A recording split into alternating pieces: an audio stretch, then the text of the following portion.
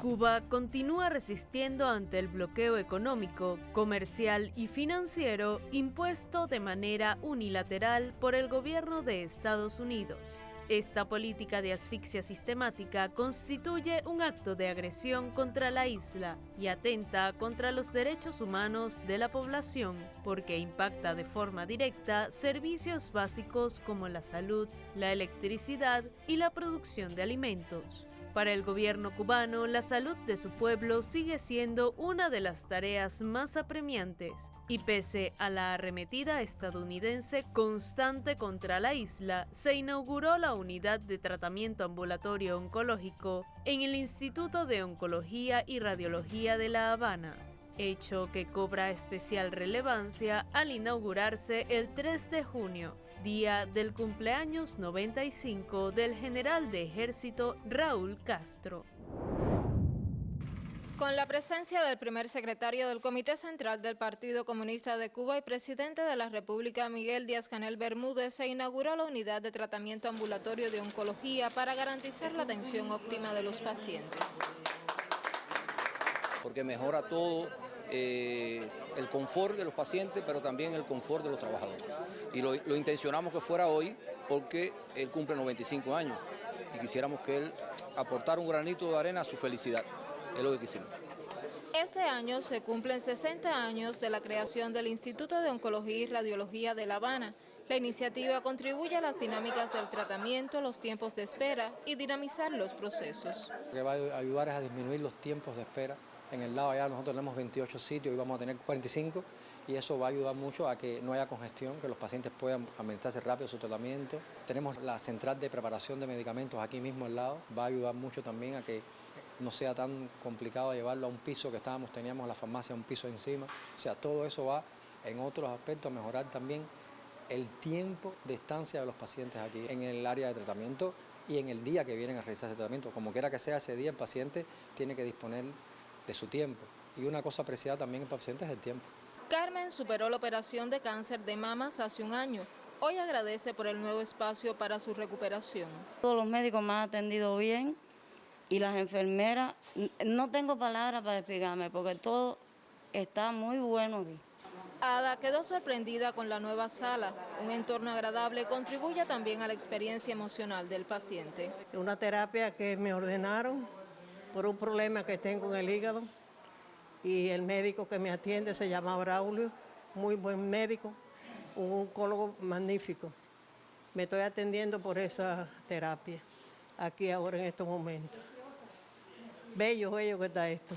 Yaina se atiende por un carcinoma ductal en el seno derecho. Refiere que la atención de los médicos es la mejor. Destaca la profesionalidad generalizada, el cariño y la empatía en el trato hacia todos. Esta nueva ala ha sido, espero yo, muy acogedora para mí y para todos. Soy vocera de todos, porque todos nos sentimos muy bien. Incluso hoy nos tomó de sorpresa porque no esperábamos que el tratamiento iba a ser aquí. Y todo el mundo ha llegado y se ha impresionado mucho con la mejora, con la calidad que hay. Y todo limpio, los baños muy limpios, todo muy acogedor, como en casa, diría yo. Pese al recrudecimiento del bloqueo energético y amenazas de intervención castrense, Cuba apuesta por espacios para sanar la salud y el alma. Un merecido homenaje al líder Raúl Castro en su día. Javier Campanería y Evelyn Leiva Romero, Telesur, La Habana, Cuba. En medio del bloqueo, Cuba celebra la trayectoria de Raúl Castro Ruz, una figura clave en la historia de la Revolución cubana. El líder revolucionario ha dedicado su vida a la lucha por la independencia, la justicia social y la dignidad de su país. El ejemplo y la resistencia de Raúl Castro trasciende generaciones y sigue inspirando a los cubanos a defender con firmeza los principios revolucionarios. En el pabellón Cuba de La Habana, la Unión de Jóvenes Comunistas y otras organizaciones iniciaron una jornada de actividades recreativas, culturales y comunitarias para conmemorar el 95 cumpleaños del líder revolucionario. Desde el pabellón Cuba de La Habana se realizan actividades recreativas, deportivas y culturales para homenajear al líder de la Revolución cubana, Raúl Castro Ruz, en sus 95 años. La UJC lanzó una jornada de conmemoraciones por el 95 cumpleaños del general de ejército, que ha devenido en presentaciones de textos, de las obras escogidas, de otros libros relacionados con la vida y obra del general de ejército en instituciones, centros y sobre todo en comunidades.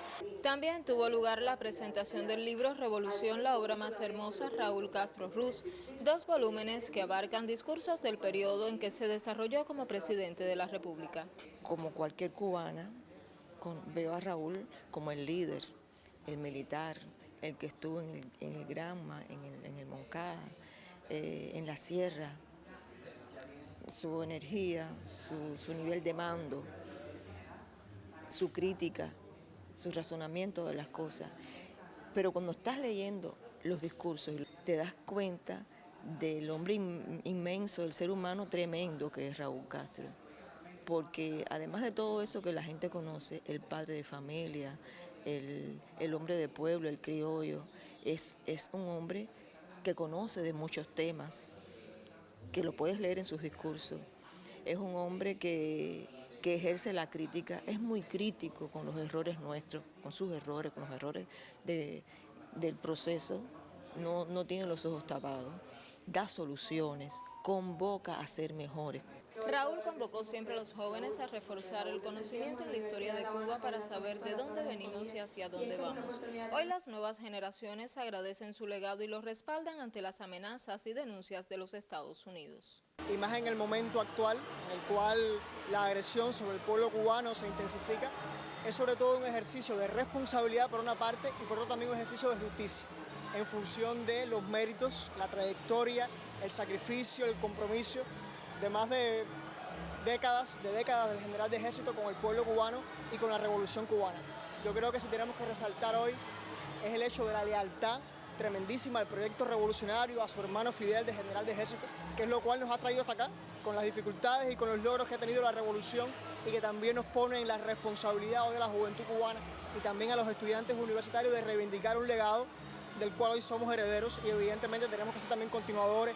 Hoy más que nunca aquellos que representan la continuidad del proceso revolucionario dan el paso al frente y respaldan a su líder porque Raúl es Raúl. Desde el 19 de mayo lanzamos la jornada por los 95 de Raúl y precisamente han sido días todos de muchas motivaciones, de muchos encuentros con la historia para estar más cercanos a ese general de ejército que tiene el corazón unido a esta patria, a esta tierra, que tiene la lealtad como principio de vida tan necesario en estos tiempos, sobre todo en los momentos que estamos viviendo de una arremetida del imperialismo con todas las amenazas contra nuestro país y contra su persona, y pues todos los niños, adolescentes y jóvenes defendemos la revolución y sobre todo a nuestro general de ejército. Para él, muchísimas felicidades. La actividad culminó con el concierto de David Blanco. Desde la isla caribeña, el pueblo cubano le desea salud y larga vida al general de ejército en su día. Javier Campanería y Evelyn Leiva Romero, Telesur, La Habana, Cuba. Igualmente, autoridades del gobierno de Cuba felicitaron al general del ejército Raúl Castro Ruz con motivo de su 95 cumpleaños. Figuras clave de la política cubana como el presidente Miguel Díaz-Canel y el presidente de la Asamblea Nacional, Esteban Lazo, elogiaron su extensa trayectoria de servicio a la patria, su humildad, su visión estratégica y su lealtad inquebrantable hacia Fidel Castro, defendiéndolo como su mejor discípulo y un referente ético para las nuevas generaciones.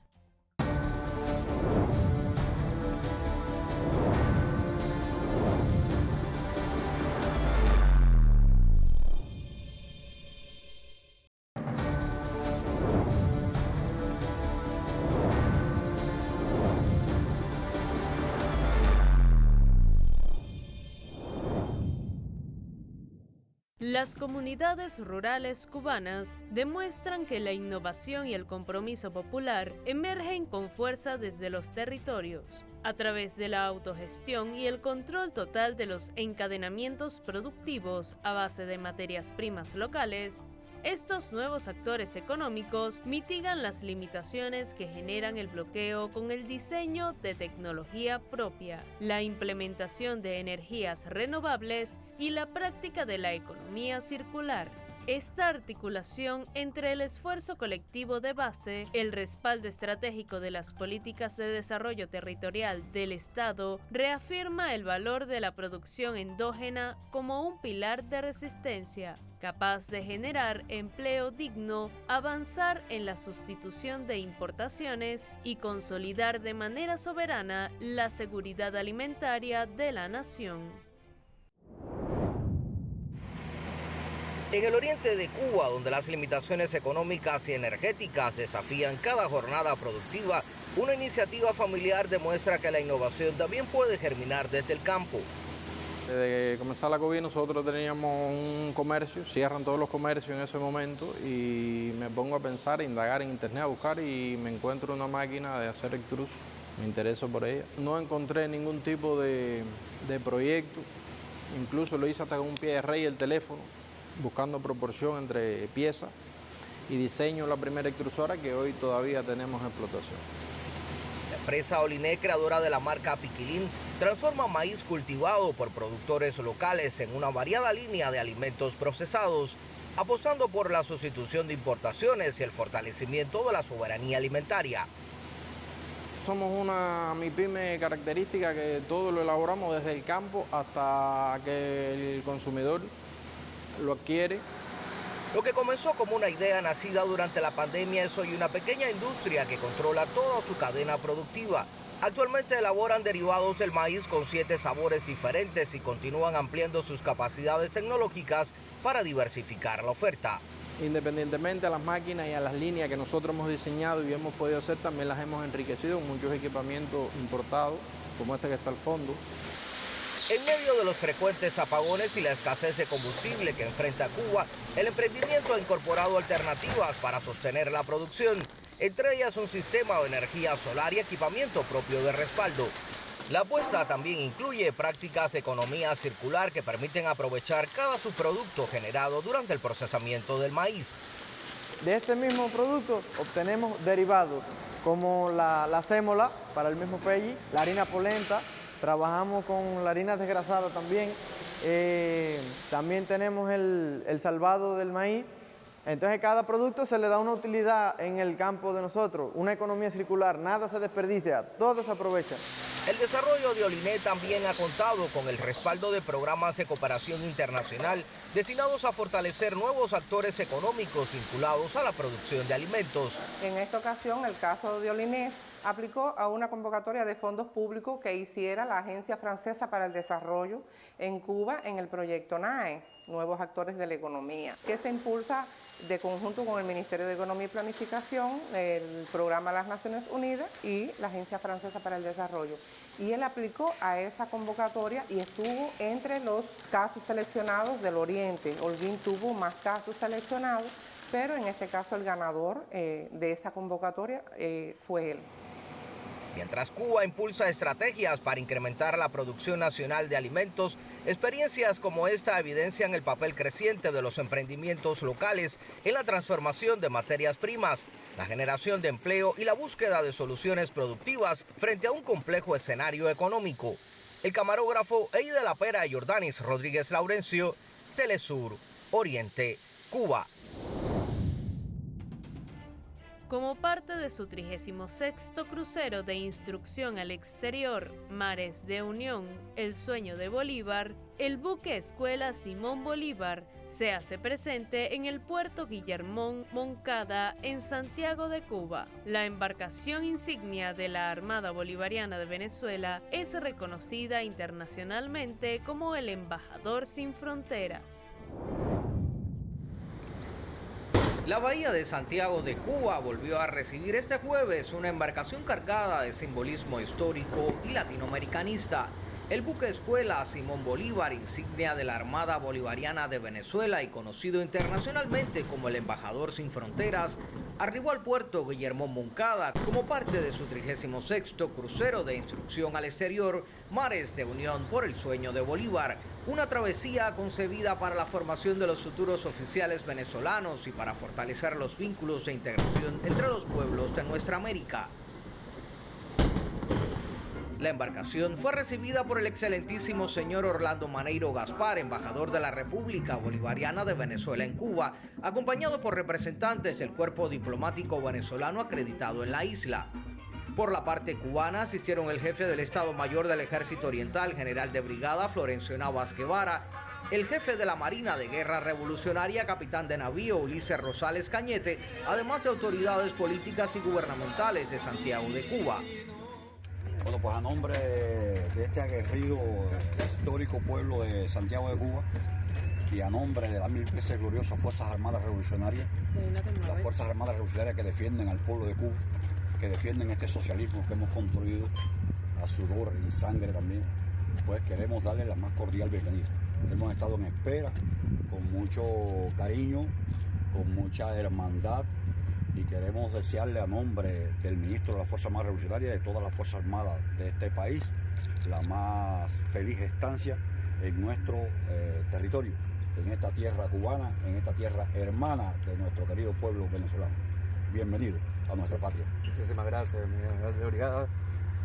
Sé que es así, sé que se agotaron los esfuerzos para la atención a nuestro buque y para mí tiene un significado especial. Yo viví 3 años aquí en Cuba y además tengo 20 años viniendo en buques de la Armada a cumplir diversas misiones. Entonces, para mí es una connotación muy importante estar aquí con... El honor es nuestro. Con más de 4 décadas de servicio, el Simón Bolívar es considerado uno de los símbolos más reconocibles de la Armada venezolana. Construido en España e incorporado a la institución naval en 1980, ha visitado más de un centenar de puertos alrededor del mundo, representando a Venezuela en eventos internacionales y formando a generaciones de marinos. Aquí está la madre de la patria, Mariana Grajales, y aquí está el padre de la patria, Carlos Manuel de Céspedes, que fue el primero que compró un buque de guerra para Cuba, siendo presidente de la República en armas. Están en el cementerio Santifigilio. Por eso nuestro buque escuela se llama Carlos Manuel de Céspedes. Pero la llegada a Santiago de Cuba trasciende lo naval. La ciudad, vinculada a las gestas independentistas de Cuba y referente permanente de la historia latinoamericana, constituye un escenario natural para el encuentro entre dos naciones que mantienen estrechos lazos políticos, culturales y de cooperación. Entonces, compartir con ellos el calor humano, el sentimiento humano, el gentilicio venezolano y fusionarnos, como siempre, con nuestros queridos hermanos de Cuba. ¡Fuerza que tiene! ¡Bien! ¡Escuela Simón Bolívar! ¿Dónde? ¡Santiago de Cuba! ¡Bien!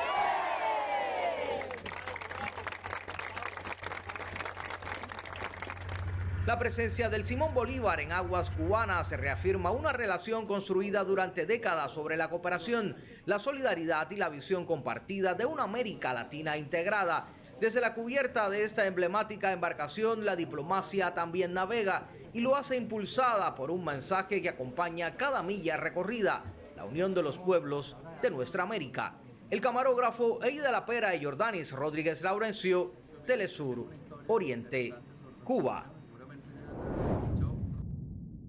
La presidenta de México, Claudia Sheinbaum, también ratificó el apoyo de su país a Cuba mediante el envío de asistencia humanitaria y la continuidad del programa Sembrando Vida, una iniciativa mexicana enfocada en la autosuficiencia alimentaria y el bienestar agrícola, que también opera en otros países de la región. Una acción que demuestra que la isla cuenta con un firme respaldo internacional frente al criminal e ilegal bloqueo impuesto por los Estados Unidos. A pesar de este asedio imperialista que intenta asfixiar su economía, Cuba defiende con firmeza su soberanía y autodeterminación, demostrando la inquebrantable dignidad de un pueblo que ante las dificultades cotidianas utiliza la creatividad y resistencia para salir adelante con los recursos disponibles sin dar un solo paso atrás en su proyecto social.